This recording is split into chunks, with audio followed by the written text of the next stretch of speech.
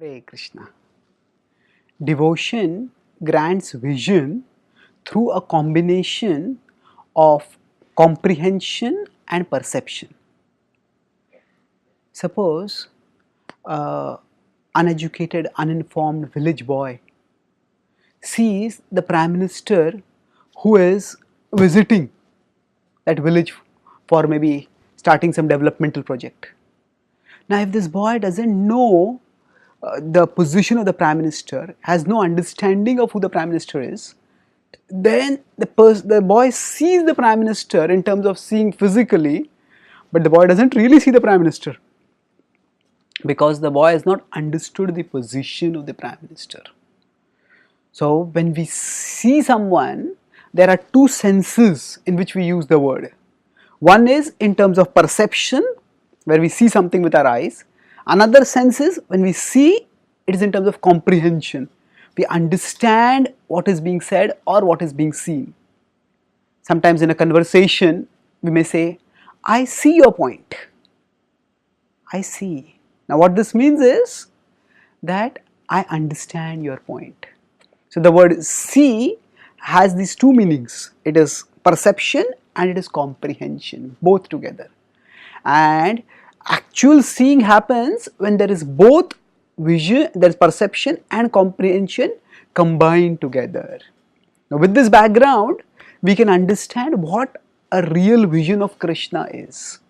In the 11th chapter of the Bhagavad-gita, in the 52nd verse, it is stated that Sudurdarsham idam rupam drishtavanasi mama devapyasya rupasya nityam darshana kankshinaha. In 11.52 Krishna says Sudurdarsham. Darsha is darshan, to see. Durdarsha is that which is very difficult to see. Sudurdarsham is that which is very, very rare. It's a double intensifier over there. Durdarsha, Sudurdarsha. So, Sudurdarsham idam rupam. Idam rupam. Oh Arjuna, this form which you are saying, it is extremely rare to see. This may raise a question, but when Krishna was present on the planet thousands of years ago, at that time, all the people saw him. So, how was it rare? So, to understand this, we have to understand that actually not everyone really saw Krishna. They saw Krishna in terms of perception, but they did not see Krishna in terms of comprehension. And thus their seeing was incomplete. So, real seeing means seeing in terms of vision and seeing in terms of comprehension as a combination of both. And it is Bhakti Yoga that offers us this combination.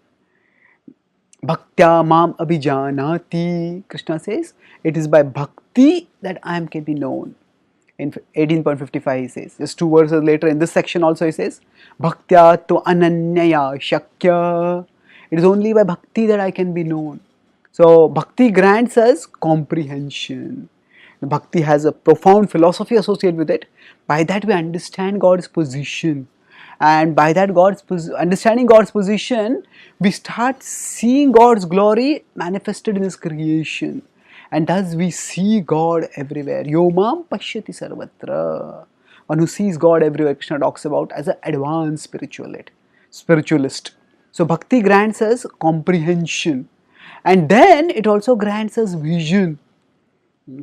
As we start practicing bhakti more and more, then Krishna manifests in our heart. And we start seeing Him in our heart through our devotional meditation. And on special occasions, Krishna may be pleased with the devotee and Krishna may give darshan to that devotee also. At that time, Krishna manifests as direct perception with these very eyes. A manifestation of God in this world is called as a theophany. And we may get the darshan of Krishna like that also. And of course, even if we don't get a darshan like that in this life, at the end of our life, if we led a life of devotion, Krishna will be there to welcome us back to His eternal abode. And thus, devotion grants us the vision of Krishna. A vision through comprehension, vision through perception, and vision through a combination of perception and comprehension. Thank you. Hare Krishna.